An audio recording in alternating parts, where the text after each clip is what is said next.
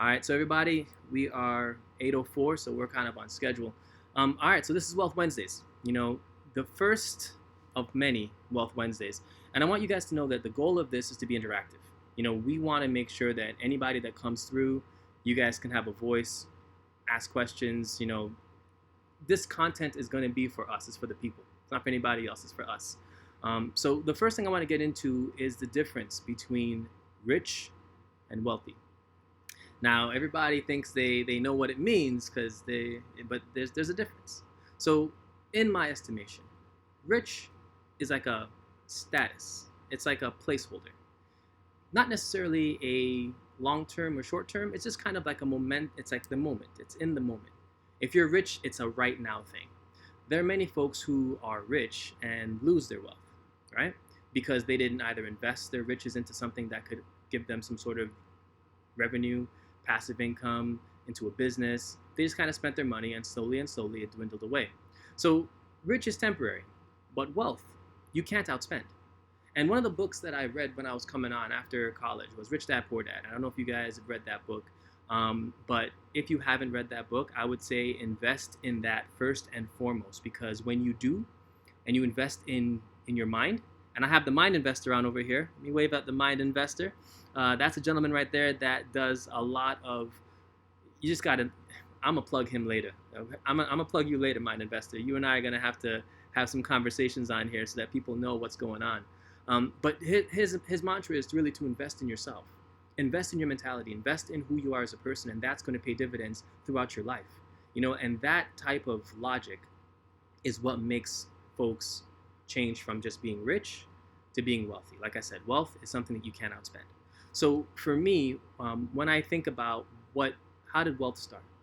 I'm in America right now, but I have a long story. I lived in Canada for a minute, came from the Caribbean, went to school in the States, and now I live and work in the States, got married in the States. I'm starting my family here. So, I'm in the States now. So just so you guys know, we have listeners from all over. We have folks from Cali, we got folks from Toronto. So everyone's kind of on here. So, but in the States, when I think about how to build wealth and how to start with wealth, it really starts with your mind, and it starts with how you think about money, whether you respect money or not. A lot of folks remember MC Hammer, one very famous artist, and he was very rich. If you, by the estimations of, well, he was a rich person, but he went broke and bankrupt. Why did that happen? Why did that happen? MC Hammer was rich. Well, it happened because the decisions that he made weren't decisions that were going to be based in the realm of wealth. They were based in the now. They were based in right now. Hey, I want to buy this big house that I can't really afford. I'll spend money on it now. I want to buy this fancy car. I'm going to spend money on that right now. Where is that money generation?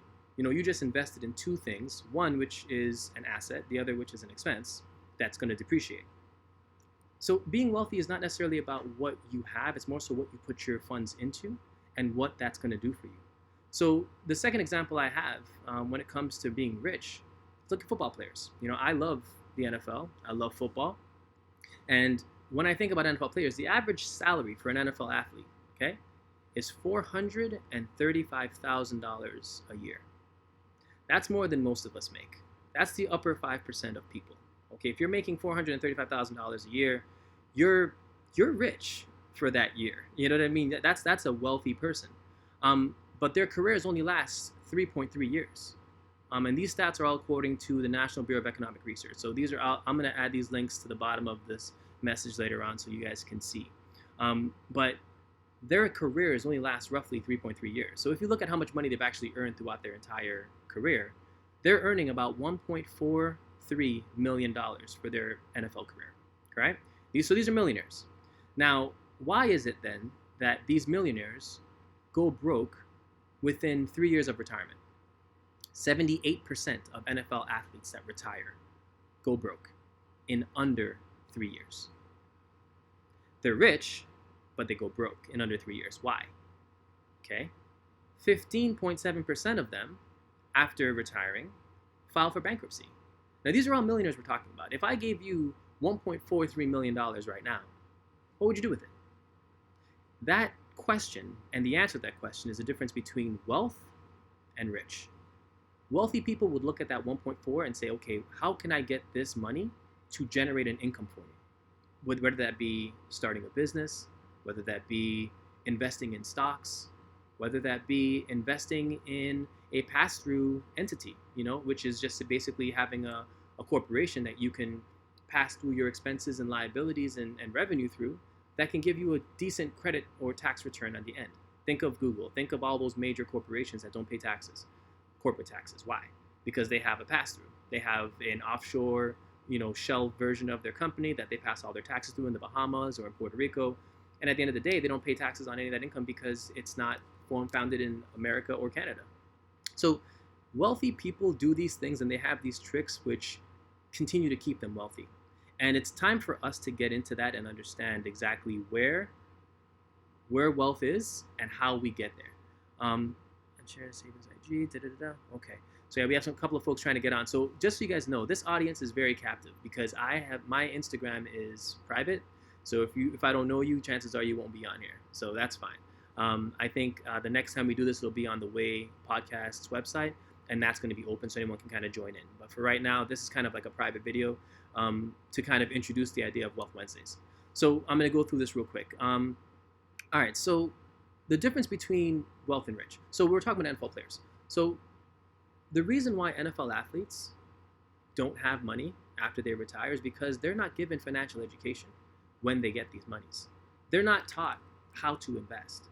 They're so busy working on their career and working on their business, being a football player, that they don't have the time or they don't have the circles where people are showing them how to invest wisely, how to buy a small franchise and continue to grow their wealth, or how to, instead of buying the $5 million house, maybe buy a $200,000 house, buy something that you can afford, and then kind of work your way up into that. So they have a different lifestyle, and that lifestyle requires a lot of expending, a lot of money, a lot of assets, and that to me is one of the things that we have to make sure that on any level, whether you are a NFL athlete, a regular worker at Shoppers Drug Center, or whether you're working at the mall, doesn't matter.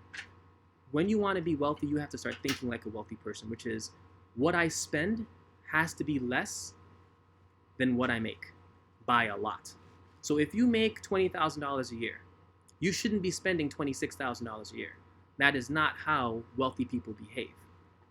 If I'm a wealthy person in my mind and I make $20,000 a year, I'm only going to spend $10,000.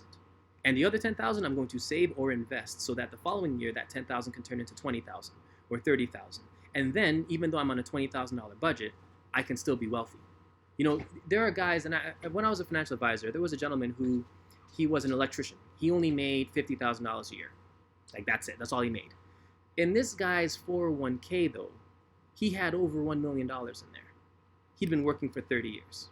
And I'm like, how did you amass over $1 million making that small salary? And for him, he was like, listen, before I even spent a dime, I just invested 2% of my money into my 401k. That's all he did.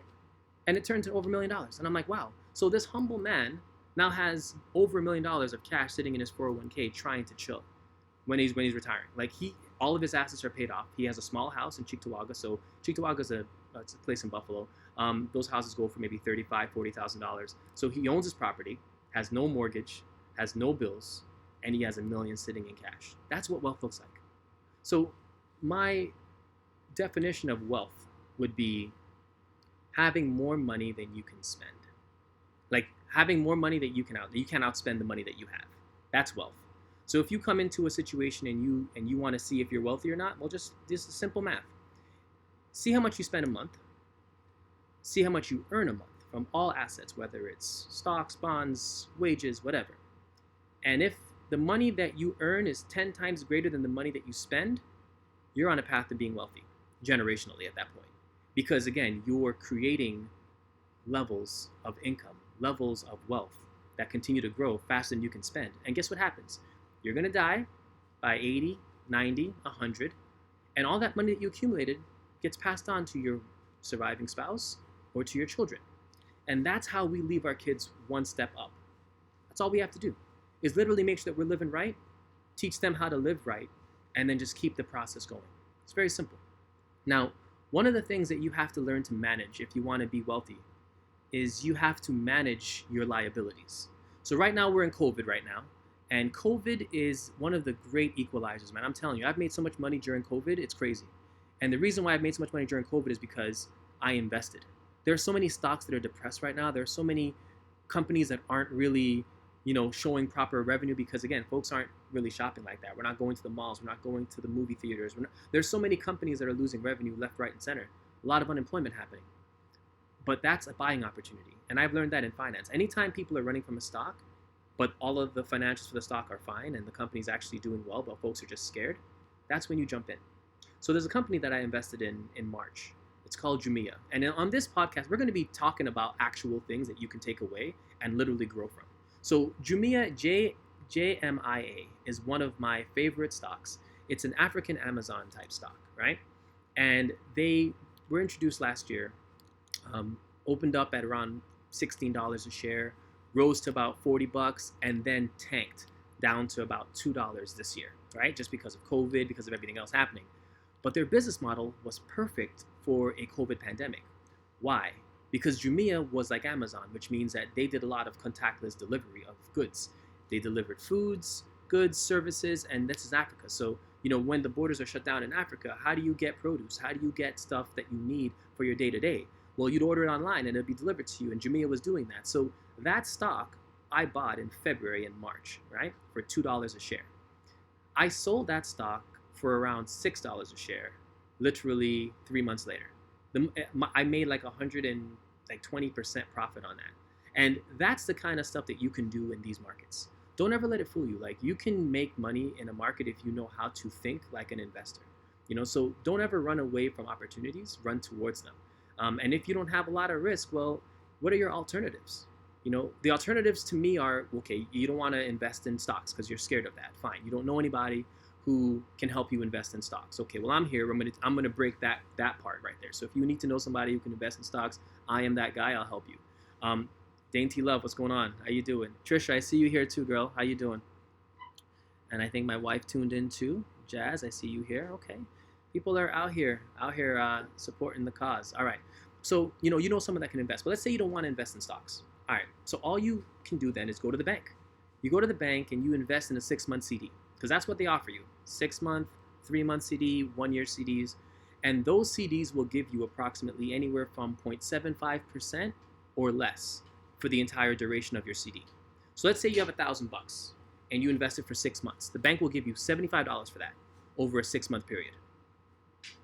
What the hell is that? Number one, CD interest is taxable, which means that even though you made $75 in 6 months, it's taxed as ordinary income. So you're going to have to pay another 35% tax on that, which will leave you with probably $40 of interest. Why would you do that? You could get that in one day in the stock market. For example, the same stock I just mentioned, Jumia, they had a growth spurt of roughly from $6 when I sold it to $16 in the last 30 days. People that have Jumia stock right now are living. Why? Because it was a $6 investment. They doubled it in 30 days, and you will never get that interest in the bank. So to me, we have to start looking at things on a way where, it is, you have to invest your money, and you have to not rely on things that aren't going to be useful long term. Okay, so that's step 2. Your 401k is at work. So if you guys are employed, hopefully you're still gainfully employed, you may have opportunities to invest in your 401k. I hope you're all doing that. And I hope you're all doing that, even if it's 1%. Do something. Because guess what? That grows tax deferred. And by the time you need it, when you retire, that's going to be $60,000, $70,000, $80,000 without you having to work. There's 2 ways to make money in this world. You're either making money by earning it every single day, or money is generating money for itself. Dividend interest. That to me is one of the ways of being wealthy. A lot of these wealthy folks, they don't have to make money every day to be wealthy. Their interest alone is enough for them to cover themselves for the next 20, 30, 40 years. Imagine this. If you had $1 million and that earns you 4% interest every year, how much money is that? Let's see who can put that in the comments. How much money is 4% on $1 million? Do you know what that is? Does anybody know? Can someone give me my math? Someone give me the math here. I want this to be interactive. What is 4% of $1 million? Nobody? Well, think of it this way. 10% of $1 million is $100,000. So 4% is $40,000, okay? If you don't make $40,000 right now a year, Guess what? If you had $1 million in an account that gave you a 4% interest rate, you'd be wealthy. You would never outspend your money. And that's what we need to build for ourselves. Thank you, Lex Malone. That's what we need to build for ourselves. Basically, having that level of income coming to us on an annual basis. And here's the beauty of it. If you invest in your 401k right now, and you can earn up to $1 million just because of interest choices, whatever you invested in, whatever have you, when you're retired at 65, hopefully your house is paid off. Your kids have already graduated and married off. They're not an expense anymore. You should have no debt because you've been working all your life. Okay, cool. So now, that $40,000 that you're getting off your $1 million 401k, that's just spending money. And guess what? When you die, because you didn't spend the million, you're just spending the interest off the million. When you die, that $1 million gets split up amongst your children. And now they get to start off with that same $40,000 income for the rest of their lives as well. That is how you create generational wealth. Somebody has to start it. And if it's not your father, if it's not your mother who started it, it should damn well be you. Why? Because you know, and you have resources that can show you how to do this. So for me, if you want to see a different life, like I don't know what you guys are experiencing right now, just day to day. I know times are rough. This is COVID, people are dying. There's a lot of stuff going on right now. If you have the ability to think past COVID and to look into the future and say, okay, do I want my children to have the same life that I have? Or do I want them to have a better life? If that's all you ever say to yourself, then you have to start making choices right now to change that. That's all you have to do. Make choices today to change that, which is give yourself a monthly budget. Find out what you're spending every month and see what expenses you do not need. Only keep what you need and save the rest. I don't think that folks should actually invest off the bat. Like, I think that your savings account needs to be the first place that you start if you want to be wealthy. Do two things. Educate yourself on what options you can invest into, but while you're educating yourself, start a savings account. If you make whatever it is, $10,000, $20,000, $30,000, doesn't matter. Take 10% of that and save it. Just save it. Don't spend it. Don't do anything with it. Put it in your savings account. Just let it sit there for 3 months. Let that accumulate. Now that you've had 3 months of 10% savings, right? Now that you've gotten that far, now you're ready to get into the game. It's not wise to invest when you have bills that you can't afford. All right? So if you want to be, in the stock market and investing and taking opportunities of stocks that are depressed or whatever have you, but then your rent comes due and you don't have enough money, you can't pull money out of those stocks to pay your rent. Like, that's not the position of an investor. An investor should only be investing what they have to invest, which means that they should have savings, they should have money to invest, and then they have their daily expenses. So find out what your monthly budget is. Make sure that you know your numbers, period. How much do I have to make every single month in order to cover my bills, my rent, my utilities, my fund, all that stuff. Budget that whole thing out. Find out exactly on a month-to-month basis how much money you actually spend. And then go through that list. Figure out what things don't need to be there. Eliminate things like, for example, I had 3 different gym memberships. Why? Spending $40 a membership just because I like different things in the gyms? I'm like, no, I'm going to cancel all 3 of them because it doesn't make sense to be wasting money during COVID. I'd rather invest that money that I have for a gym membership than spend it on 3 gyms. So we have to invest. But before you can invest, you have to make sure that you are dealing with debt. Yeah, Cindy, you mentioned investing while in debt. Yeah, people do that all the time. People do it all the time where they start investing and they can't really enjoy their investments because they got to pay their car note and they don't have enough money for that. So you got to set yourself up the right way before you invest. Investing is not a short-term gain type situation. It's long-term, So if you can only afford to invest $50 a month, that's fine. Just invest that. You don't need to go and spend $300 on something that you can't afford right now in an investment portfolio that you have to pull out 10 days later. That doesn't make sense. All right. The other thing I wanted to mention to you guys too, let me see, I have my notepad here, so I'm going to refer to it from time to time. Okay. So the last thing I wanted to mention here, because I don't want this to be too long. Debt. Yep. What did I do? All right, y'all. So let me give you guys, I'm going to summarize everything real quick, and then I'm going to bring some folks on. Whoever wants to be a part of this conversation, just add. I know Mr. Gordon, I'm going to have to pull you back in. Hopefully you're not at the gym yet. But the last thing I want to talk about is really this mentality. So people who are wealthy, The way that they think is, here are some of the ways that they think. One, I'm not going to spend on an expense. I'm going to spend on an asset, right? One. Two, I'm never going to spend more than I make. Three, I'm going to invest my money in something that's going to grow past my generation so that my kids are better off. Wealthy people think about their kids. They think about beyond themselves because they know that their wealth didn't come just from themselves. It came from their grandfathers or their grandmothers or whoever came before them that left them a nest egg or left them a home or left them an asset. In our community, we have to start leaving our kids stuff. Leave them homes. Leave them business entities. Leave them as owners of corporations so that they have something to do. That's what we have to start doing. It's not stop thinking about ourselves and start thinking about our future, our kids, our grandkids. If we start thinking that way, then we're starting to build the mindset of a wealthy person, which is it's not just about me, but it's about my contribution to making sure that my future and my kids' future and their future is guaranteed and secured.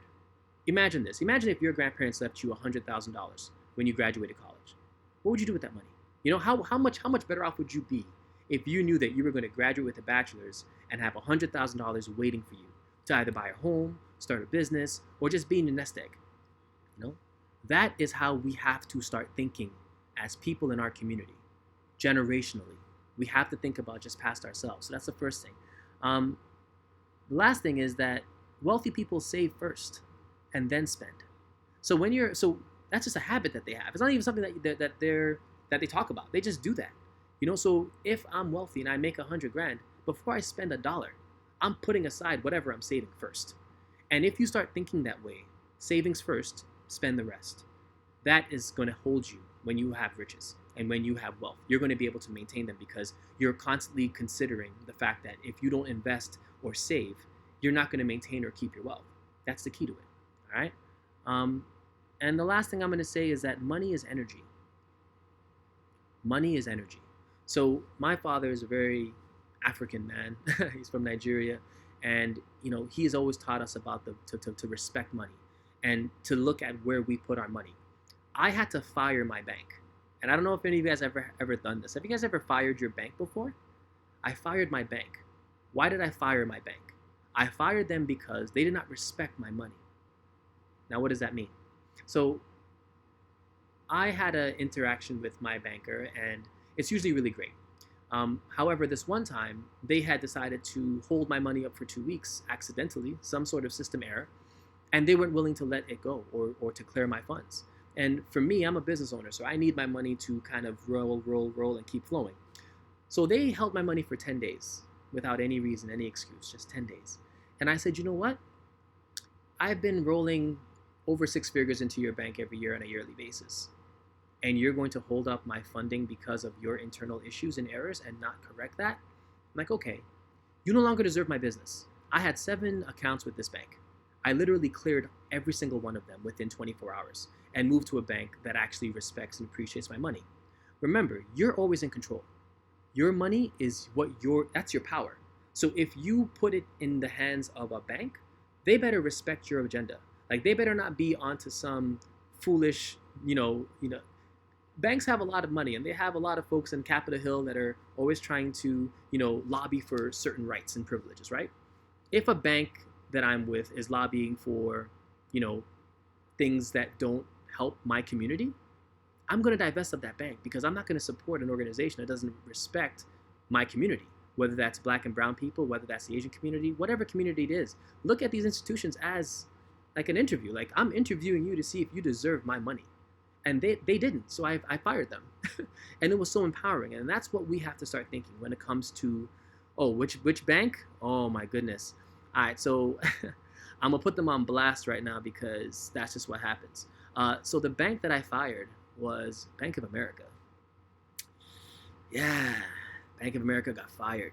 And what sucks about that is because they have the Merrill Edge platform, which is it's great. I mean, as an advisor, I love that platform. I love that company. That was a lot of things that was great. And I was like, yo, they're just very seamless. Everything was great.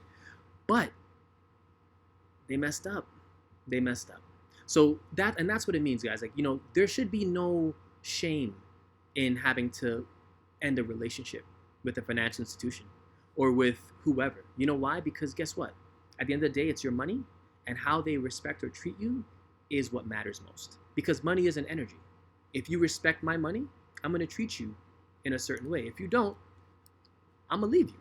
That's how it should be in life. So remember, anytime you spend your money somewhere, the energy that you use to create that wealth or to create that money to spend it on a business or to spend it on a product or an item, there is an energy transfer that happens with that. This is what I was talking about my father. Like, he always tells me, never give money with negative energy. Never be angry or pissed off or whatever and hand somebody money, because that money now has that energy attached to it and it's not going to do that person any good. And vice versa. Never accept money that has a negative energy to it either. So if you have a drug dealer friend that says, hey, here's $100,000, there you go, I love you, bro, don't accept that, because that money comes with strings attached, and I don't think you want to pay the debt on that money. So you have to remember that money is energy, and when it transfers hands, energy transfers as well. So why not have that energy, positive energy, transfer to your generational wealth?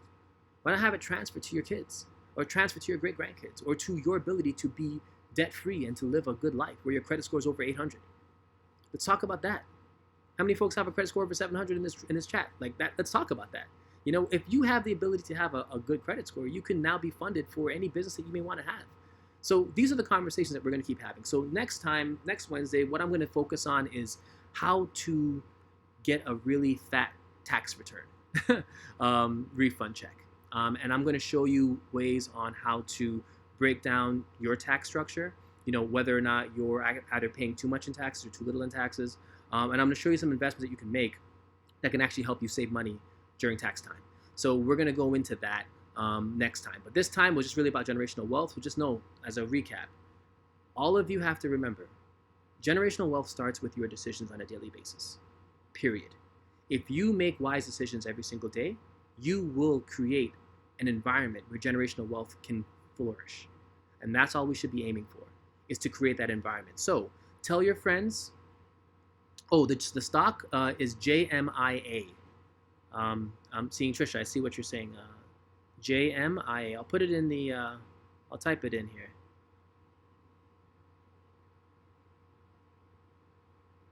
JMIA. All right. That's the stock. Take a look at them. Look at their growth pattern since February of this year, and enjoy. That stock has been a lifesaver. It's helped me to invest in a lot of other business opportunities, and it's going to keep growing. And here's the thing about stocks. There are going to be opportunities that go in there that try to just take profits and leave. And you'll see a lot of fluctuations with that. But stay the course. Stay the course. Because if you stay the course and the business is doing the right thing, they're going to generate money regardless of what opportunists are doing. And that's what investing is about. It's about the long term, long game, long approach. So I'm going to have my buddy join me back now that we are wrapping up. I think he's here. Mr. Gordon. I'm going to add him back on as we wrap.